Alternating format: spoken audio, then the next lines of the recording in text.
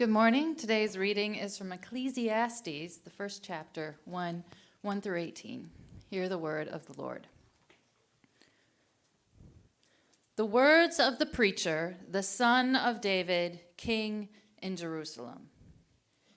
Vanity of vanities, says the preacher, vanity of vanities, all is vanity. What does man gain by all the toil at which he toils under the sun? A generation goes and a generation comes, but the earth remains forever.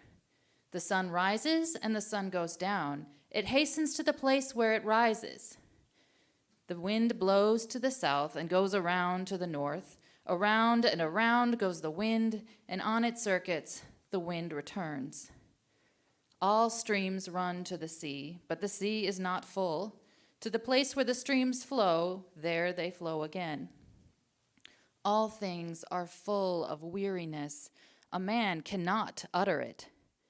The eye is not satisfied with seeing, nor the ear filled with hearing. What has been is what will be, and what has been done is what will be done, and there is nothing new under the sun. Is there a thing of which it is said, "See, this is new"? It has already been in the ages before us. There is no remembrance of former things, nor will there be any remembrance of later things yet to be among those who come after. I, the preacher, have been king over Israel in Jerusalem, and I have applied my heart to seek and to search out by wisdom all that is done under heaven. It is an unhappy business that God has given to the children of man to be busy with. I have seen everything that is done under the sun, and behold, all is vanity and a striving after wind. What is crooked cannot be made straight, and what is lacking cannot be counted. I said in my heart, I have acquired great wisdom, surpassing all who were over Jerusalem before me, and my heart has had great experience of wisdom and knowledge, and I applied my heart to know wisdom and to know madness and folly. I perceived that this also is but a striving after wind. For in much wisdom is much vexation, and he who increases knowledge increases sorrow. This is the word of the Lord. You may be seated.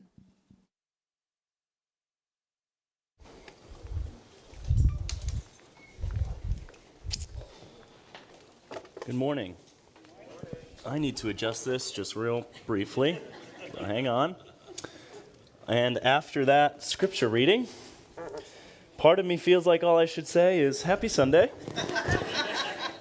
Everything's futile. No one's going to remember you when you die. All right, go in peace.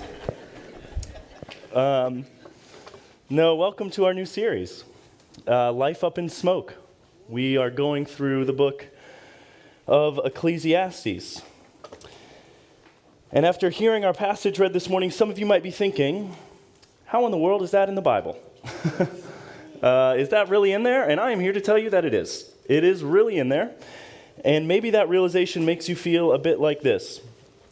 Before we really get into it, some of you might know that picture. It's going to come up later. Before we really get into it, let me share with you just some inside info. This sermon series has been on the docket for quite some time. We've had this prepared for a while. We didn't actually preach it when we originally had it scheduled. And as you might expect, we plan out our sermon series like quite a bit in advance. And we had it ready to go. We had graphics made. It was all prepared. That was 2 years ago. It was set to launch April of 2020. Doesn't take much thinking to remember what happened there. And we thought to ourselves at that time, a series called Life Up in Smoke feels a little too on the nose. So, 2 years later, for many of us, our lives are functionally back to normal, even if it's a slightly new normal. And so we thought to ourselves, it's probably time to remind people that their lives could fall apart at any moment again. Now's the time. No, I'm joking, of course. We believe now to be an appropriate time to walk through this important book. And on a more serious note, we all know in the back of our heads that life can go up in smoke at any moment. And what's significant about our series is that we are being reminded The Bible knows that too. You see, the Bible is realistic. It's about realism. One of the reasons we can trust the Bible isn't because it's void of human experience. The Bible doesn't try to hide from suffering, doesn't try to hide from the futility of life. The Bible doesn't just nod at the difficult realities of life and then give us a positive thinking pep talk of just cheer up, it will all work out in the end. No, the Bible tells us truth about reality. That means at times, things can get uncomfortable. You know, once I heard this illustration that when the sun is setting, the fastest way to get to the sun is not to run after the sun. No, when the sun is setting, if you're trying to get to the sun, the fastest way to do it is not to chase after the sunset. It's to turn around, turn towards the darkness, run into the darkness, and at some point, you'll get to the sunrise. That's the quickest way to get to the sun. And in some ways, that is what we are going to be doing this morning. We are turning towards the darkness. We are going to face it. We're going to go in. And all the while, we need to keep in mind that we are going to encounter the sun at some point. We will. On the other side is the sun. We just have to get through the darkness. We have to go into the darkness. We really do, in order to get there. So with that said, I'm just warning you here at the outset, it's going to be a different kind of sermon.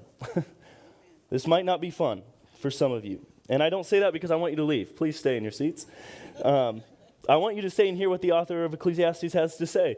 Others of you might enjoy this because you feel like it resonates with you. It speaks to some deep truth that resonates with you. Regardless of where you find yourself, let me encourage you to just sit with the passage this morning. I say that to forewarn you, some of you are going to wrestle deeply with what I have to say today. And I want to introduce someone to you who throughout our time together is going to help us turn towards the darkness. He's going to help us see the sun too, but that person is the artist who painted the scream.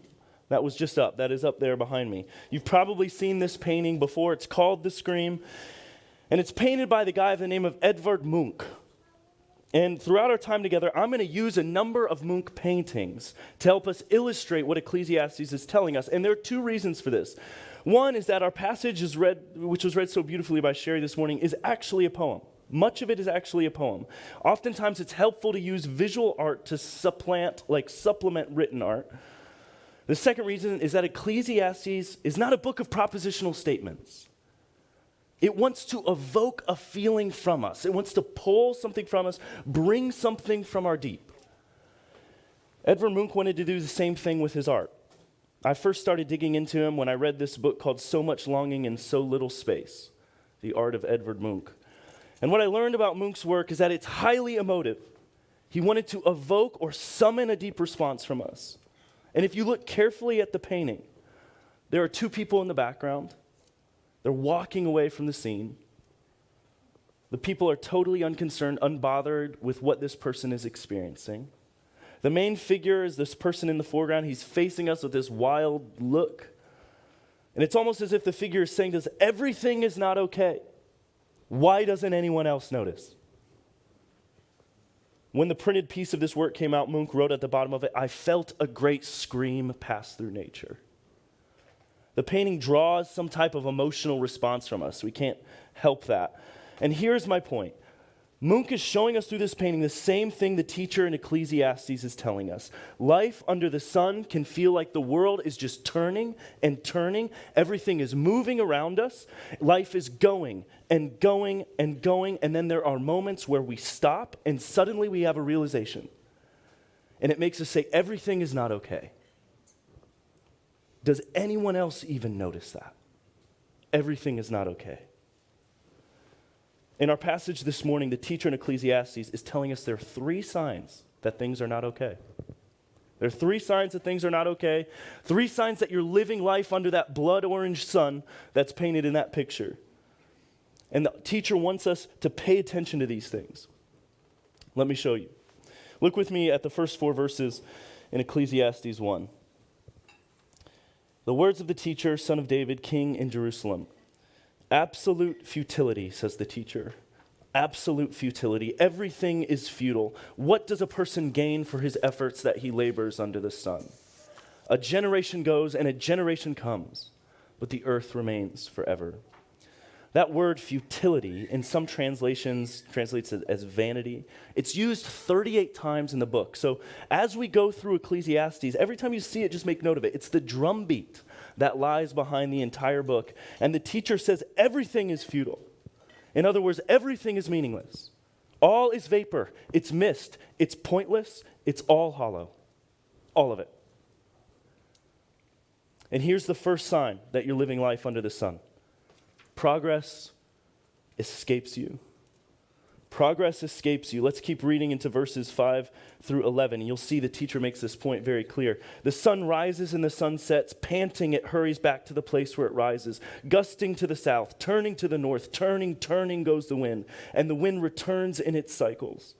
All the streams flow to the sea, and yet the sea is never full. To the place where the streams flow, there they will flow again. All things are wearisome, more than anyone can say. The eye is not satisfied by seeing, or the ear filled with hearing. What has been done, what has been is what will be, and what has been done is what will be done. There is nothing new under the sun.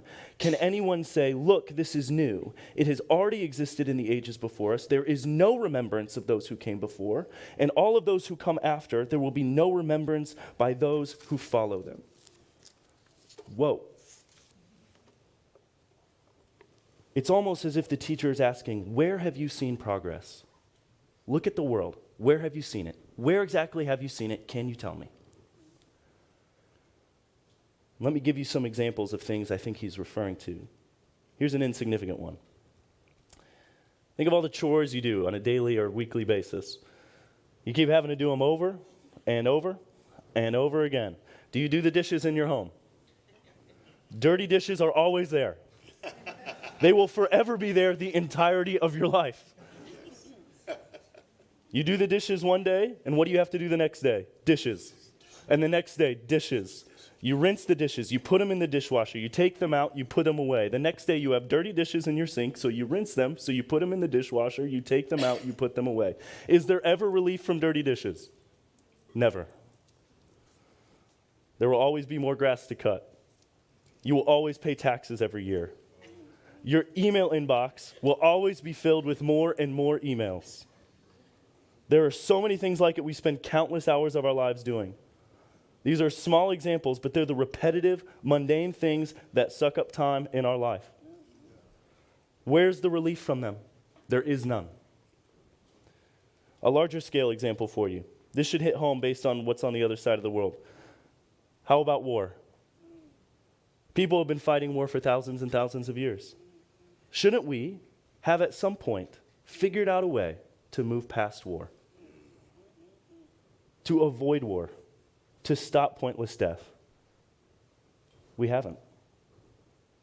Yes, we have different kind of technology, but war is not different. War looks the same. People fight other people. People kill other people. Tanks now in place of chariots. Assault rifles instead of arrows. Cruise missiles instead of catapults. Tell me where you have seen the progress. Think about money and resources. We have the most resources in human history to be able to end world hunger. What have we done?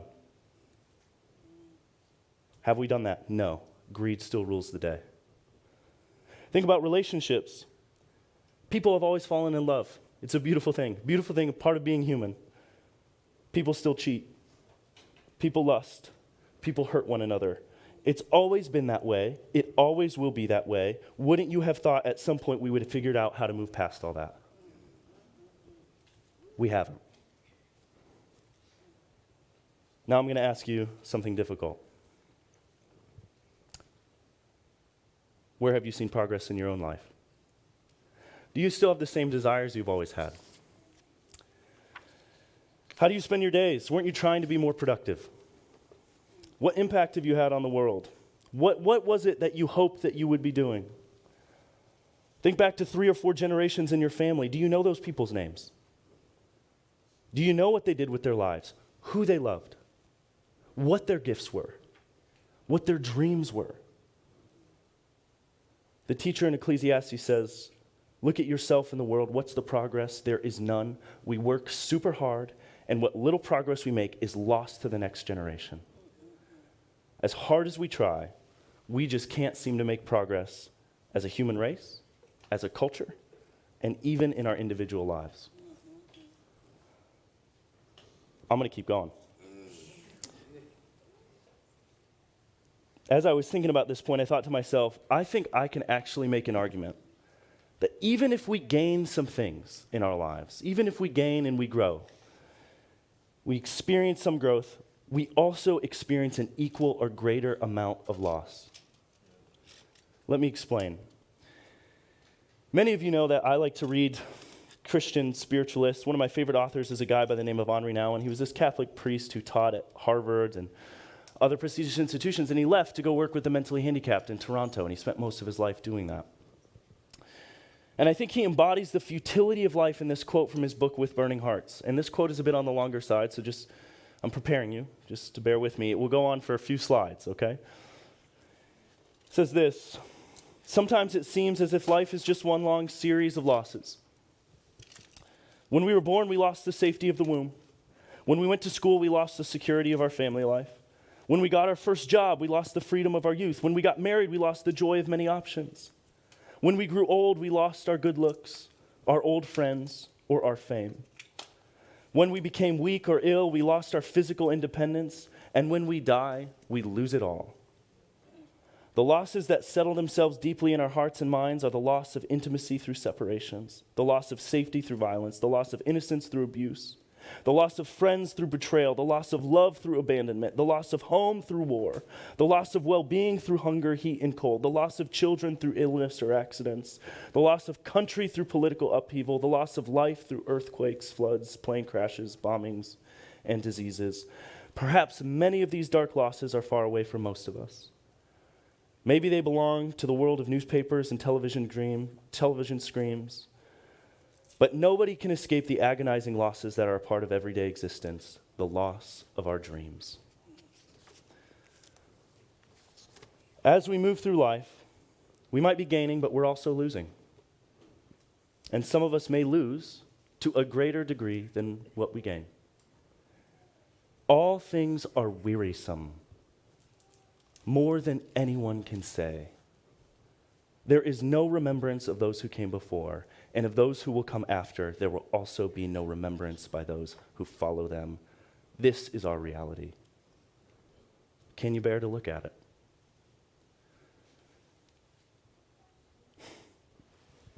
You know what happens when we look closely at the futility of our world, and we really turn towards it? Maybe it's what you're feeling now. That is despair.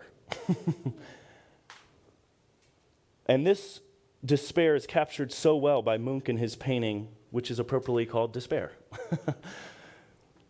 As you look at this painting, notice the similarity to the scream. Notice the sky, the blood orange sky. It's on the same or similar walkway. There are two people walking away, just in the same way. Friends, there's nothing new under the sun. Progress eludes us, and this can lead us to despair. The teacher is telling us, he is teaching us, this is the first sign of life under the sun. You know you're living under the sun when progress escapes you. You might be thinking, well, Ben, that's all I can handle for today. Thank you. But I have good news. There's more. Here's the second sign. The second sign is satisfaction eludes you. The second sign that you're living life under the sun is that satisfaction eludes you. Look with me again at verse 8. All things are wearisome, more than anyone can say. The eye is not satisfied by seeing, or the ear filled with hearing. This is the point. Satisfaction is a momentary thing. For whatever reason, we are always looking for it, right? And then when we find it, we can never quite seem to hold it as long as we want to. We can't keep it.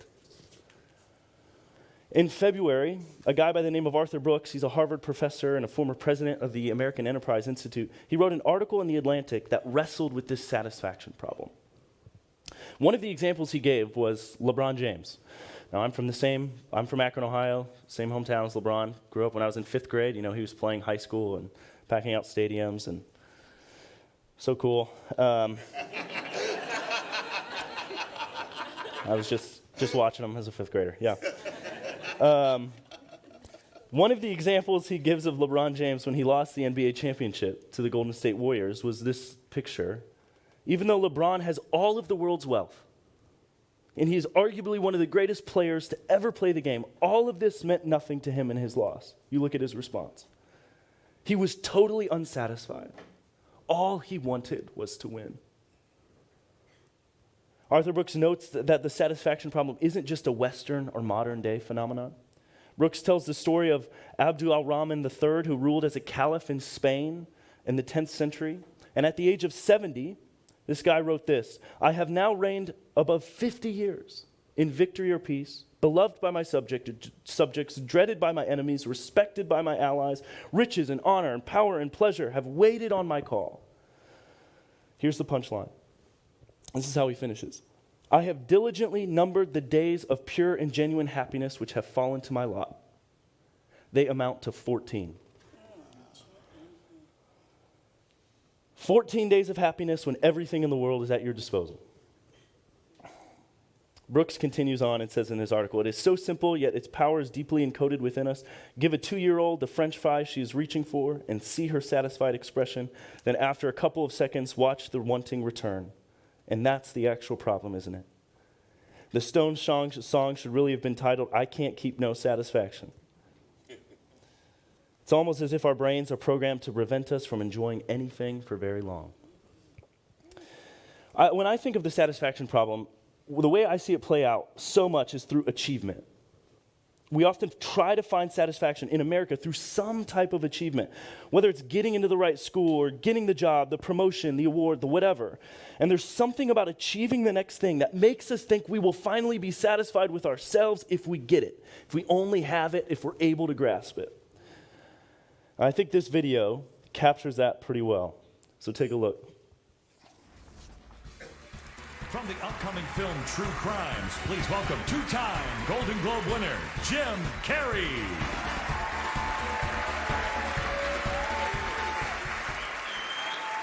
Thank you. I am 2-time Golden Globe winner, Jim Carrey.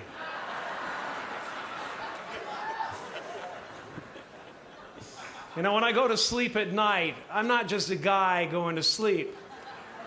I'm 2-time Golden Globe winner, Jim Carrey, going to get some well-needed shut-eye. And when I dream, I don't just dream any old dream. No, sir. I dream about being 3-time Golden Globe winning actor Jim Carrey. Because then I would be enough.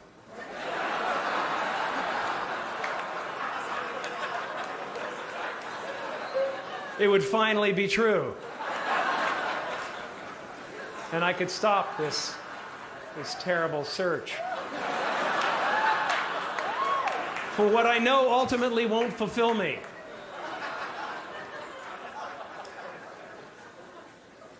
But these are important, these awards. That's my favorite line. But these are important, these awards. I've never heard a more sarcastic statement in my life. For some reason, we are convinced that if we will achieve the next thing, we'll finally be the person we want to be. We can finally be proud of ourselves. We can finally rest and be content with who we are. Ultimately, we are trying to become satisfied with ourselves through our accomplishments. Achievement gives us status. It gets us money. It might get us some type of fame. But most importantly, it gives us an identity we can be proud of. And the Christian poet Christian Wyman offers us a critique of that posture in his book, My Bright Abyss, Meditations of a Modern Believer. He says, "No, all ambition has the reek of disease about it, the relentless smell of the self. The need for approval, publication, self-promotion, isn't this what usually goes under the name of ambition? The effort is to make ourselves more real to ourselves, to feel that we have selves. So long as your ambition is to stamp your existence upon existence, your nature on nature, then your ambition is corrupt and you are pursuing a ghost. When we live life under the sun, we have to reckon with the fact that satisfaction forever eludes us. There is nothing that can ultimately satisfy on this earth. There is no achievement that will be enough, no amount of money that is enough, no sex that is enough, no amount of fame that is ultimately enough. There is nothing that can satisfy you, and the teacher in Ecclesiastes says, this is a sign you are living life under the sun. He says it this way, the eye is not satisfied by seeing, nor the ear is filled with hearing. And what are we to do with that? How are we to process that? Well, I think we ultimately don't process that. And in the process of trying to constantly satiate our satisfaction problem and not confront it, we become anxious people.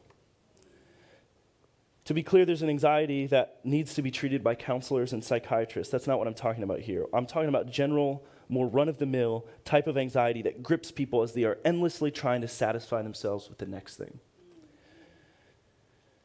And again, Edvard Munch captures this well in his painting called Anxiety. Munch is trying to show people who have been gripped by the culture that they live in, and thus they're equally gripped by anxiety. This painting represents the societal problem of anxiety that has really become a cultural artifact of living in the modern world. Progress escapes us, so we tend to despair. Satisfaction evades us. We drift into anxiety. The teacher has one more sign for us. Keeps going. One more sign we are living life under the sun, and that sign is this: understanding evades you. Look with me one more time at our passage, starting in verse 12. I, the teacher, have been king over Israel and Jerusalem.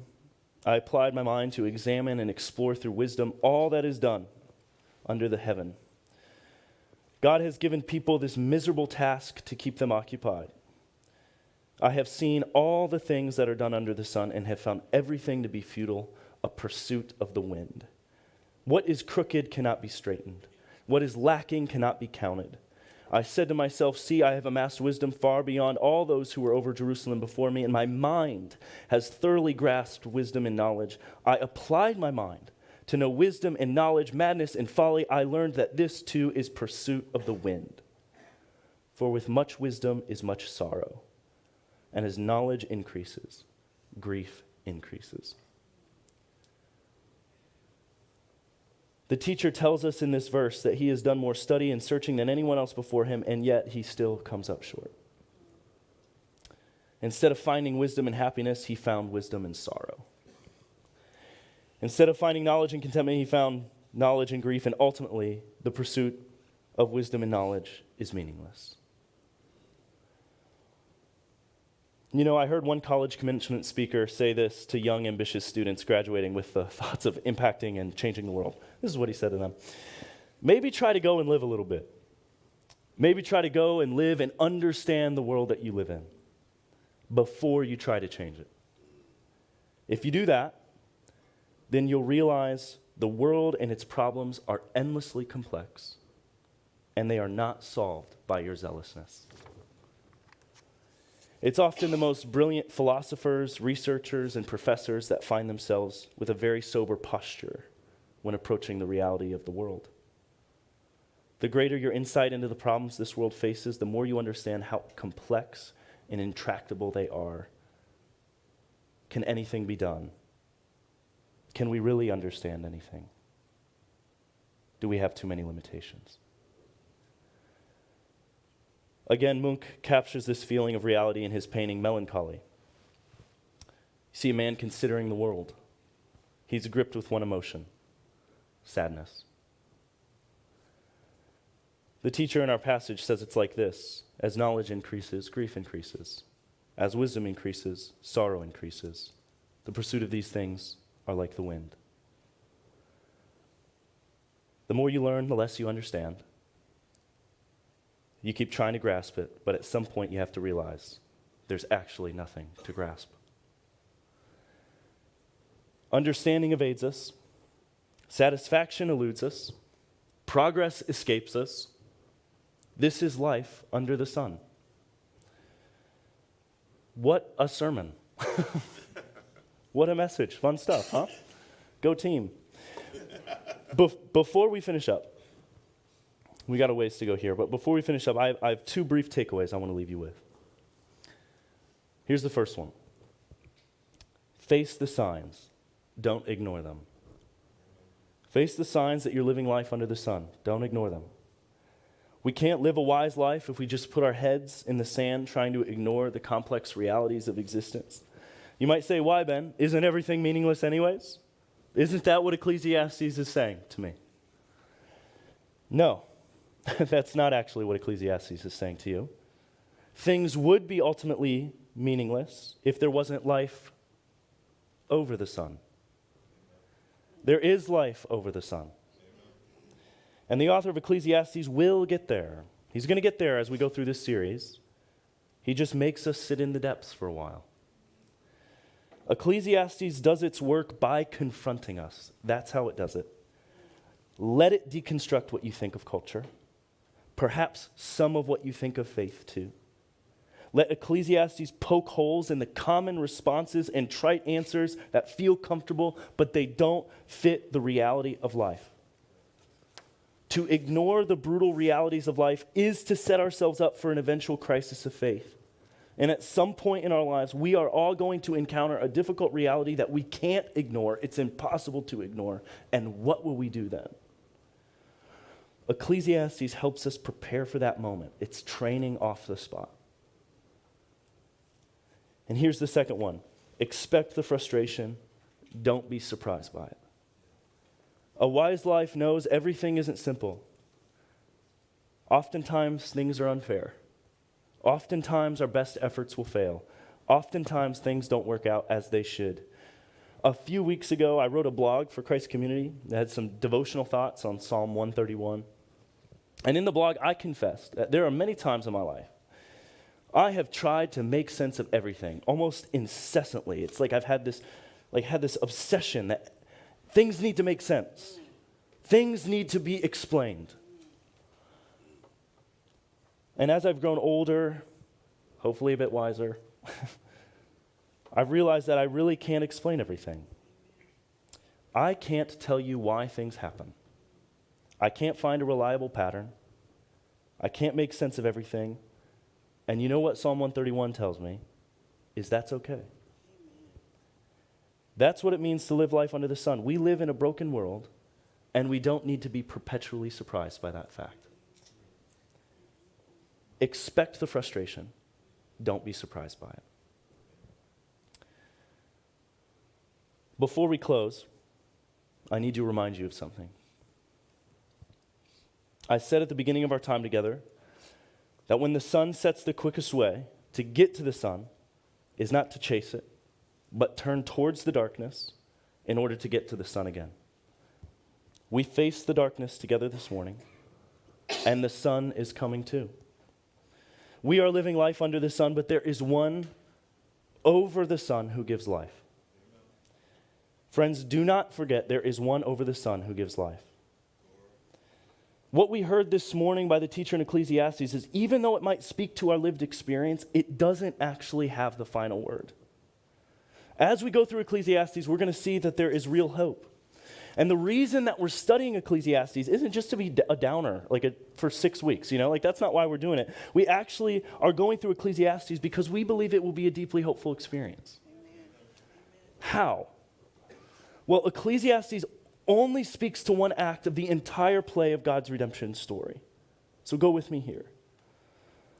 The teacher is saying he has looked everywhere on earth, and everything is meaningless. But you know what? He's actually saying something really significant by not saying it all. In a roundabout way, here is what he's actually saying. This is what's actually happening. The teacher said he's looked everywhere for progress, right? He's looked everywhere on earth and he can't find it. What the author of Ecclesiastes is doing is he's pointing us to the one place the teacher hasn't looked. Where has the teacher not looked? A place or someone not on the earth? The teacher has said he's looked for everywhere for satisfaction. He searched the whole earth for it, but actually the author is pointing us to the one place the teacher hasn't looked for satisfaction. The teacher said he's looked everywhere for understanding and he can't find it, but once again, there is one place he hasn't looked for understanding. Ecclesiastes reminds us of the haunting feeling of insatiable longing in our pursuits under the sun, but there is one over the sun who offers meaning where there is meaninglessness, light where there is darkness, hope where there is hopelessness, progress where progress seems impossible, satisfaction where there seems to be nothing that can satisfy, and understanding in the midst of confusion, because there is one for whom and in whom all things make sense. The early church father Augustine, he wrote about how God satisfies in no earthly things, but could in this way. What do I love when I love my God? It's not physical beauty or temporal glory or the brightness of light dear to earthly eyes or sweet melodies of all kinds of songs or the gentle odor of the flowers and ointments and of perfumes or manna or honey or limbs welcoming the embraces of the flesh. It is not these I love when I love my God. Yet there is a light I love and a food and a kind of embrace when I love my God, a light, voice, odor, food, embrace of my innerness, where my soul is floodlit by light which space cannot contain, where there is a sound that time cannot seize, where there is perfume which no breeze disperses, where there is a taste for food no amount of eating can lessen, where there is a bond of union that no satiety can part. That is what I love when I love my God. There is one over the sun who gives you life. And as you leave today, take a moment and take a good look at your life and of the world and of the futility of the world. But then I invite you to do something else and look at the one the teacher doesn't look to. Take a good look at the one over the sun who gives life. Seek him out. In him, all of our insatiable longings can finally be satisfied. Here's one last painting from Edvard Munch. It's simply entitled The Sun. And you can see it stands in stark contrast to all of his other works. Monk scholars point out that there is one reason for that, and it's that he intended the sun to represent God, who is the source of all life. Friends, I'll say it one more time. There is one above the sun who is the source of all things, and he wants to give you life. And he sent his son, not S-U-N, S-O-N, to give you life. And that's why we celebrated Easter. Will you let him give you life? Will you let him walk you into that place? Continue with us for the next 6 weeks, please. And you'll see how he does that. We invite you along for the journey. Would you pray with me, please?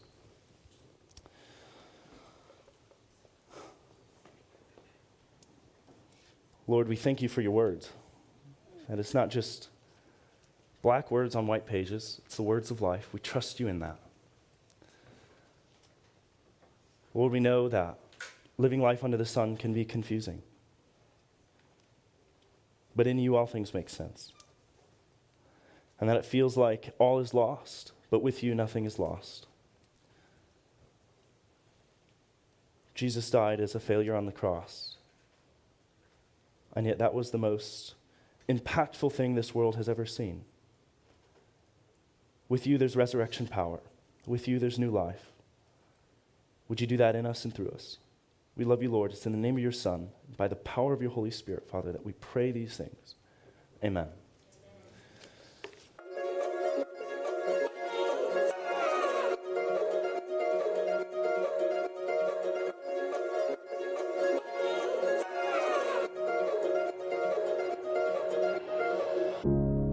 Underneath the sink of the hallway bathroom.